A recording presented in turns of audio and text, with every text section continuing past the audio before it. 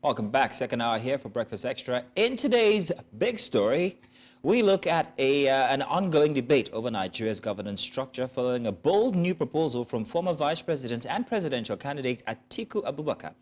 Now, Atiku has written to the National Assembly calling for a constitutional amendment that would implement a 6-year single term for the office of the president. His argument is based on promoting stability and reducing the frequent political and electoral tension that come with the current 4-year term system. This proposal has sparked considerable discussion on whether it could address governance challenges or merely shift the dynamics of power. So this suggestion has raised eyebrows, especially considering Atiku's history as a multi-time presidential candidate and his potential aspirations for another run at the top office. Supporters and critics alike are dissecting the implications of a 6-year term, its advantages, risks, and what it might mean for future leadership in Nigeria. And so today, we're going to touch on these issues with a panel of experts to get a balanced view of this unfolding political conversation. Yes, so joining us, we have, that would be Ahmed Musa, who's joining us, Director of the Muslim Committee APC Campaign Council. And of course, we have Devoe Okorie, Political and Public Affairs Analyst. Gentlemen, you are welcome. Thank you for joining us early this morning. Thank you for having me. Thank you for being here. We understand that Devoe will join us during the course of this conversation. But let me start with you and get your reaction, Ahmed, about Atiku Abubakar's stance. From your perspective as an APC chieftain or part of the APC, how do you view Atiku Abubakar's proposal for a 6-year single term for the presidencies? Does it address any of the governance issues in Nigeria? Yeah, thank you very much. Actually, Atiku's proposal, to me, as an individual, is a welcome development, and not because of his political ambition, maybe because he's getting old, maybe one would think because he wants to run again for another term. That is why he's proposing it. Actually, it's a welcome development. One, because it will cut down, governance, the waste in governance. Every 4 years, you see the president being in office for 4 years. After spending 1 or 2 years, he will be asking for another term in office. If you have a straight 6 years term, you will be focused to, face your programs, your campaign promises to the people. But when you have these 4 years, you see them, after first and second year in office, they'll be asking for another term. They'll be asking to repeat because they have not done this, they have not done this, X, Y, Z. And more so, it will reduce the cost of electioneering campaigns, spending money on INEC every 4 years, So I think for me as an individual, if I will also propose too, it's a welcome development. Well, Ahmed, that argument is, it sounds okay. But then again, people are arguing that a single term might reduce the accountability of the elected leaders, noting that they are just going to go there one time, grab all they want, and then they're out. Judith actually put in the sound effect there. But doesn't that seem like a likely or a relevant argument? But how do you look at that? Even when you give them 4 years term, 8 years term, they still grab whatever they need to grab. Those who wants to grab, those who wants to loot, for me, it's not, I don't think it's something that should be argued. It's a 6-year term, a 6-year single term, is supposed to be one of the best for us, but maybe because we still copy the bigger countries like American system of government where we still have 4 years. But there, they develop their countries. Things are working fine. But here in Nigeria, you have a president in office, things are going bad. Even when the things are going bad, they want to continue in power, And even when they are old, they still want to continue in power, perpetuate themselves in power, make the poor poorer and the rich richer. So for me, I think it's a welcome development. Well, wanting to remain in power is one thing. For the people to vote them back in is another thing. But we'll have that conversation in just a bit. Devoe Okorie has joined us. Devoe, you're welcome. I'm wondering if you heard the early part of this conversation with Ahmed Musa. We're talking about Atiku's needing or wanting to go back, or wanting the 6-year term. I'm noting that he is a multi-attempt finalist. He has tried multiple times to be president. Now, Devoe, what are your thoughts on this, please? And just noting that it's very interesting that he's, calling for a 6-year term, knowing fully well that whilst he was vice president, his president, that's former president Olusegun Obasanjo, also wrote to the House asking that they putting a third term for president, to allow for a third term for president. Devoe, please. Do we have Devoe? Devoe, I'm sorry, if you can hear us, Devoe, you might be on mute. I'm hoping that that's not the case, but if you can check your mute button, hopefully that will sort it out. No, we can't hear Devoe. Apologies. Apologies Ahmed, let's continue with you. Now, we're still on the issue of it being a grab and run type situation. What could be put in place in terms of policies that could make any elected leader in a 6-year term accountable? We have not, my brother, we have not really looked at the system we put together to really look at corruption in this country. If we actually want to fight corruption in this country, the system is not really working. You could see, a former governor of Kogi State who was accused by, stealing money to a tune of billions of naira, wanted to arrest him, wanted to bring him to EFCC. People were aiding him, people in government were also aiding him and abetting. So for me, we have to fix the institution first. The institution has to work. The judiciary has to work. Not by the time you get this judgment in the High Court, Federal High Court in Abuja, you get another one stopping another judgment in the State High Court. Where do we go from here? So first of all, the judiciary has to work. And the institution, the EFCC, all this, we have EFCC, we have the ICPC, they have to work. By the time you arrest a politician, he go back there.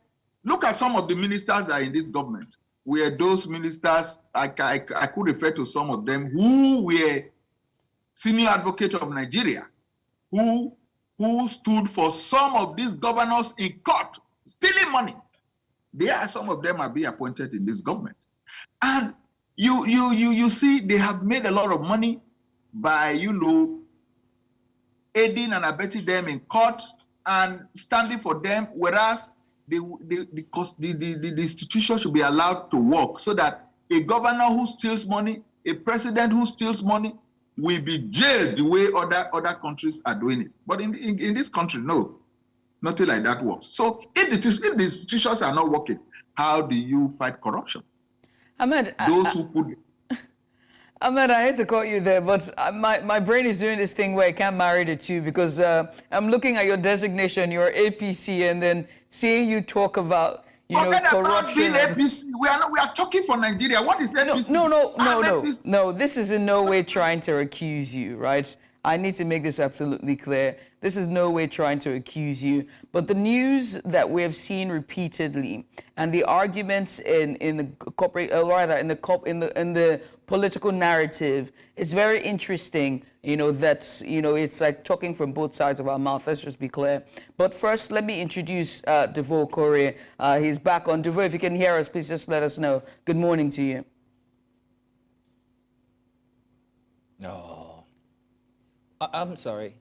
Devoe. We still can't hear you, Devoe. Unfortunately, we apologize, but we'll try and sort that out.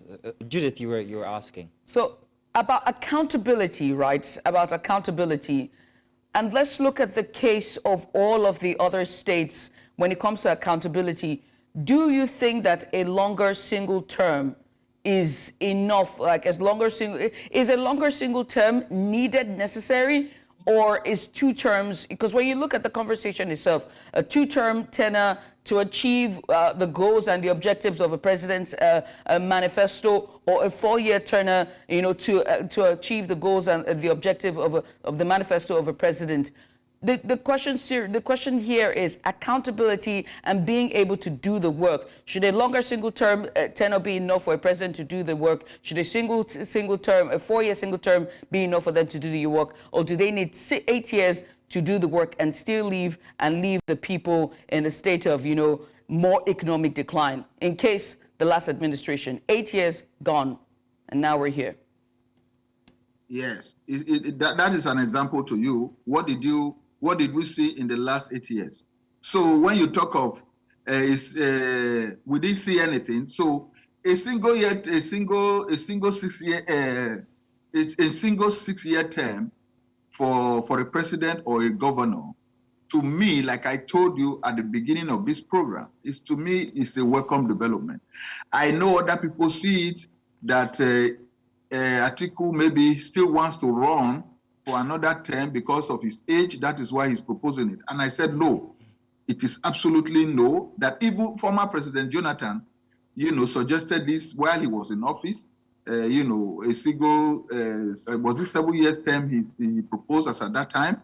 So for me, it's good for us. It will enable a president that is coming who wants to work, who wants to develop the country, to have his programs articulated and, work on them as, they are going. Then when the other person comes, it takes over from there. But in Nigeria, you see, when we have this president, the other president will come and we abandon the other president's projects. It's not supposed to be so. There are projects done by Babangida, Olusegun Obasanjo, even military era, that are still abandoned in this country. They are not done. So how do you account for that? Is that not part of accountability of a government? So for me, if you have a single year term, I told you first and foremost, it will cost it will reduce the cost of election in this country. Because you don't know, you are in the media, maybe you know or you don't know what we spend in doing election, even campaigns. So if you put all this together, we say Nigeria is broke, Nigeria will not have money, Nigeria is borrowing. Mm-hmm. If you put all this money together, we can develop. That is why I was telling you on the angle, don't take... Ahmed Musa, I'm going to come back and take you on the electioneering bit that you just spoke about. But once again, we're going to try for Devoe. Devoe, if you're there, please, can we hear you? Fingers crossed. Devoe? Unfortunately, we're going to have to let Devoe go. The gremlins on your side.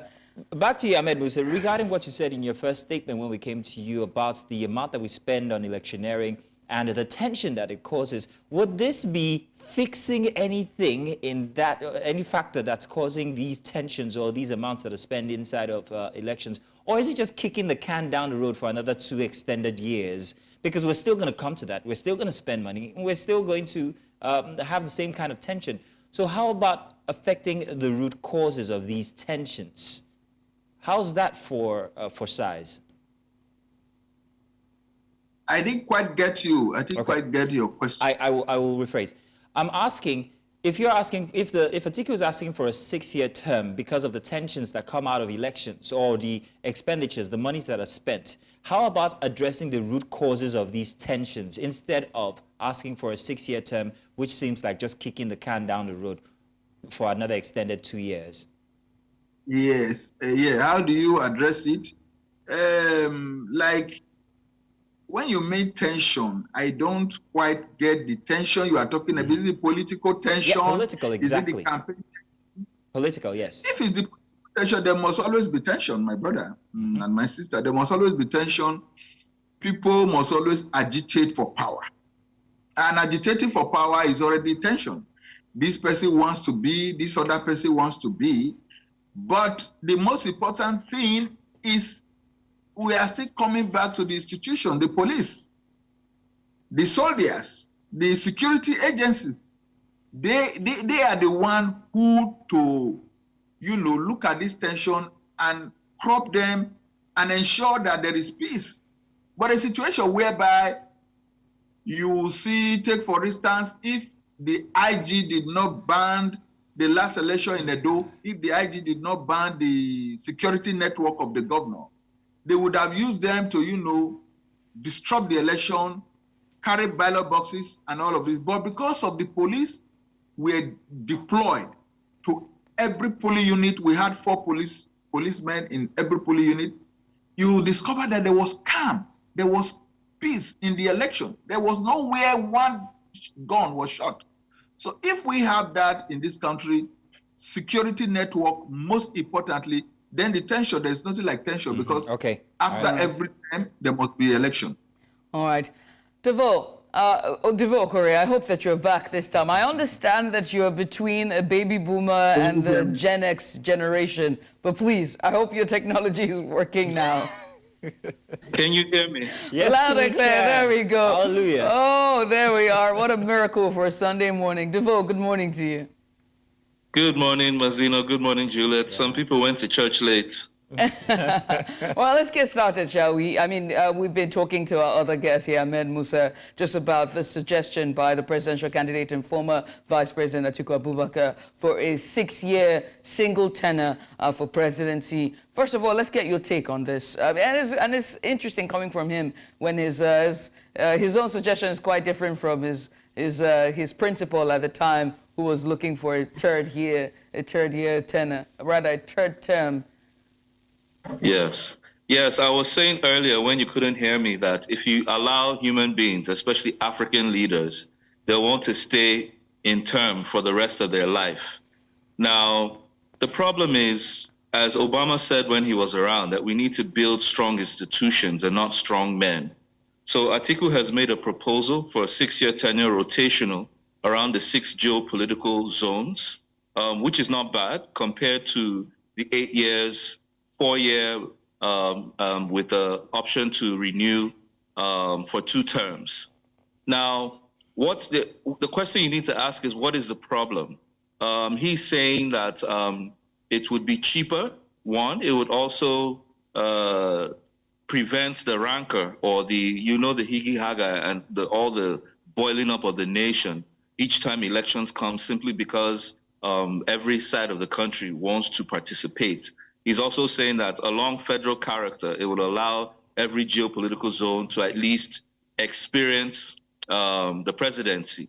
But my issue with it is that as long as we base our form of government, on sentiment, we will never get the right results. Because I think if I heard a little bit of the co-panelists speaking, that it doesn't prevent them from being corrupt. That's one. But essentially, if you look at what he has proposed, 6 years tenure means whoever we have, to a large extent, if we can't impeach the person, if they go in the wrong direction in terms of leadership in government, it will take 6 years until we're able to get that administration out of the way. That's one. Secondly, the second level of determining factor is each geopolitical zone. Even though federal character speaks to the rotation or the equity in all zones in the country, is that a strong point for governance? Governance should never be about where you are from, even though that's what we practice at the moment. But it's a weak point, or it's a weak criteria, because it does not evaluate, neither does it project what is actually required to move a country forward. What you require is sound leadership and understanding of administration. Now, what you have seen is that we have turned governance into a monthly crew of friends and family, of cronies and crooks, meaning as long as I have my people who have helped me get into power, where the checks and balances lie in terms of the National Assembly, the executive, and the judiciary, as long as I can get everybody within my own boat ride, then we can do what we like and nobody's going to stop us. I would actually want some people in this government, the same way they proposed the renewal of the national anthem, I would actually propose going back to the parliamentary system that we had between 1960 and 1963, which was the First Republic, which was cheaper, especially for a country that is struggling with revenue. And under the parliamentary system, there are checks and balances. You're either on the party that is in power, or you are in the opposition, checking the government. Now you have a presidential system with an almighty president, which has a full complement of ministers, as well as the executive and the legislature. Even our legislature is even bicameral. Under the parliamentary system, which we did in the First Republic, with Nnamdi Azikiwe, Tafawa Balewa, and some of the likes of which many people we celebrate today, the party who wins the majority becomes the administrative power, right? Whilst the party that loses opposes and checks them daily in parliament. You don't have to bring in a whole new set of ministers. You take ministers from your party members who are in the parliament, just like you see it in the United Kingdom at the moment. I think that would be the best way. And the good thing about parliamentary administration is that at any point in time, if the people are pushing for a change, right, once the sentiment around the country arises that we don't like the way the government is treating us, sometimes they call for either a snap election, and what you see, like what you saw in the UK, in less than a day or two, it's possible to change the government. And just take a look at South Africa. Just in case the party in power does not win the majority to form government, they must take in members of the opposition to be able to make up their the government, which is, I feel, a healthy form of working together, which allows everybody to maintain his political ideology and still push for the betterment of the country. But as we are, as running the presidential system, whether you give them 2 years or you give them 10 years single term, just like the other panelists said, we will get to a point that we would have produced politicians and leaders who all their interest is in their pockets, right, or their own personal endeavors. Speaking of checks and balances, and also our guest, your co-panelist, Ahmed Musa, made a case, and it was about the judiciary as well, being a standalone and being as independent and autonomous as possible. Do you see this happening, and what would be the right structural political structure to see the judiciary be independent and truly and really be the last man's resort, or the common man's resort?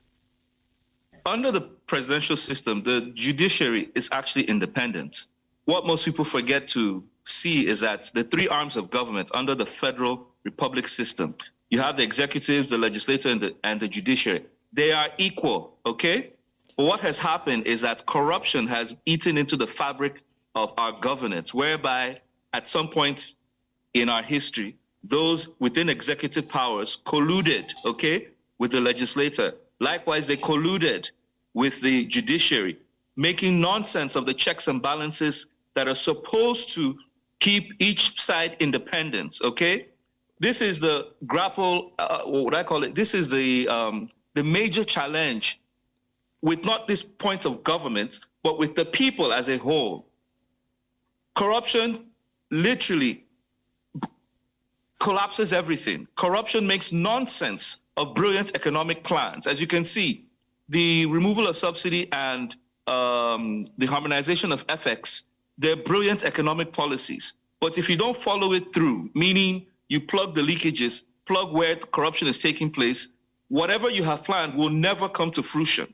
So instead of renewed hope, it's more of renewed shege. So instead of the judiciary being independent because of corruption, okay, because of buybacks and all manner of graft that takes place, then you begin to see the entities, that's the judiciary and the legislature, that were meant to be the checks and balance on the executive, colluding with them to continue in their ways which are not in the interest of the masses. All right. Well, Devoe, as always, very solid analysis, and also to our co-guest here, and that's Ahmed Musa. I want to thank both gentlemen for this solid analysis that you brought us today. Fantastic insight, and also putting the very key issues to the forefront, and that is corruption, and as well as, making sure that all of the tiers and arms of government become a standalone and be able to check each other, sort of by a longer single term or two-term or shorter single term. It's about the people governance and making sure that our country works. Once again, many thanks. Devoe Okorie, political analyst and public commentator, as well as Ahmed Musa. He is part of the member of the APC. Once again, No gentlemen, extra thank time you. today.